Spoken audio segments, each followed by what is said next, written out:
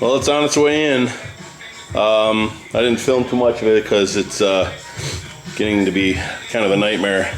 Like I said, I was keeping all this radiator and muffler off so I can get down in through the blower housing.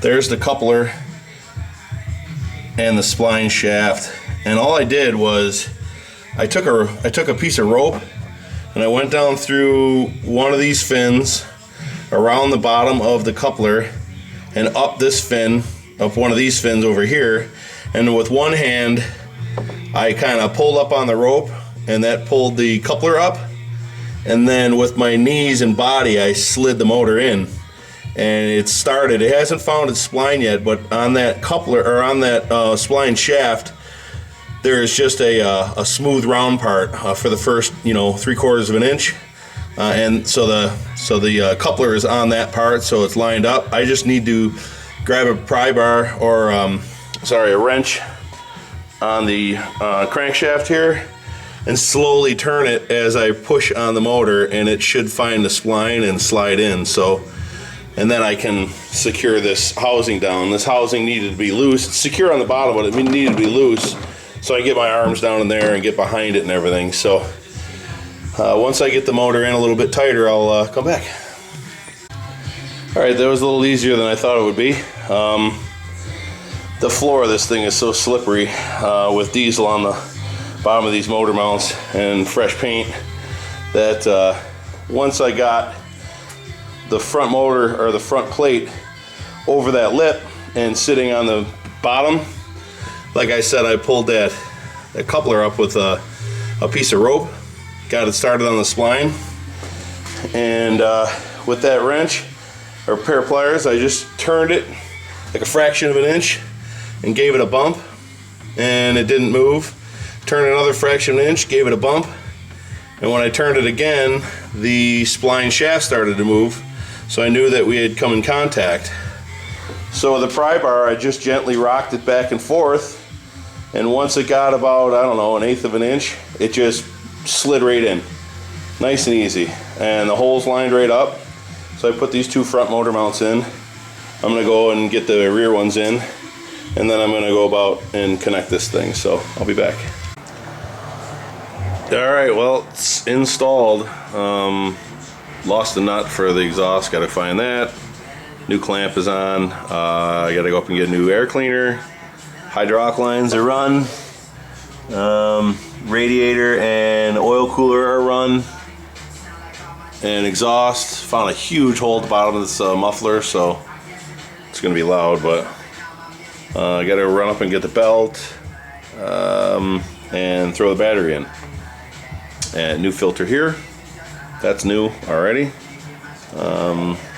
Fuel filter, I got to get a new one. Once I get all that crap, I'm going to go fire it up.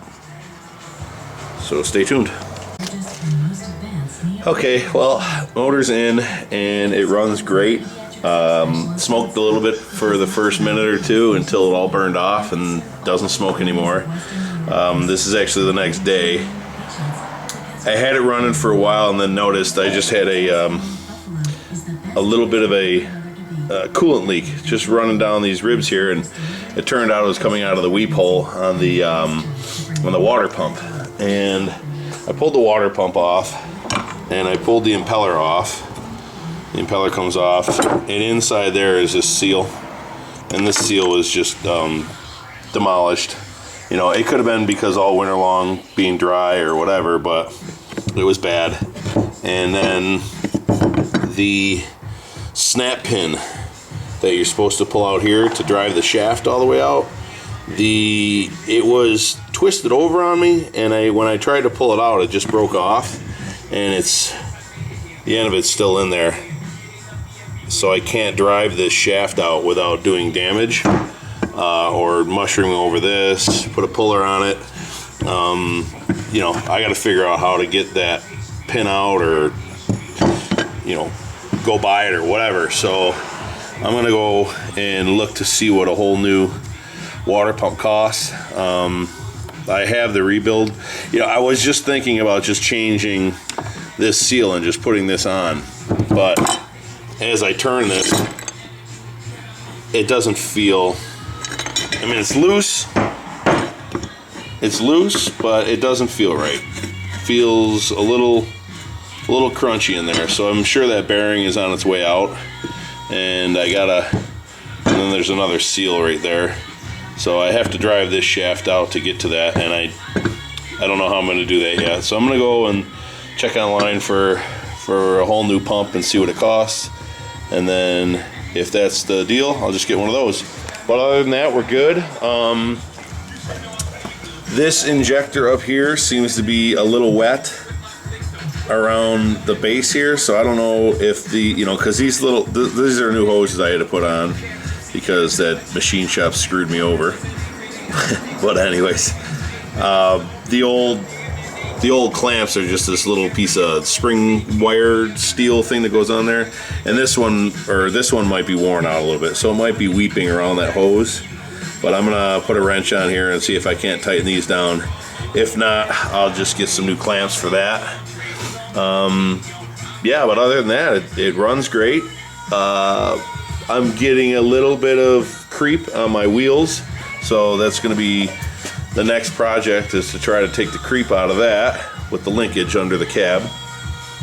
And the water pump leaked a little bit, but not huge. And once I get that line on, and I had the hardware for these straps in the house, and I forgot to put it on, but I got to do that. And then just clean this all out again and dry it off and put it back to work. So everything works great. And thank you everybody for your help and guidance on this crap that I had to take care of on here. It's appreciated.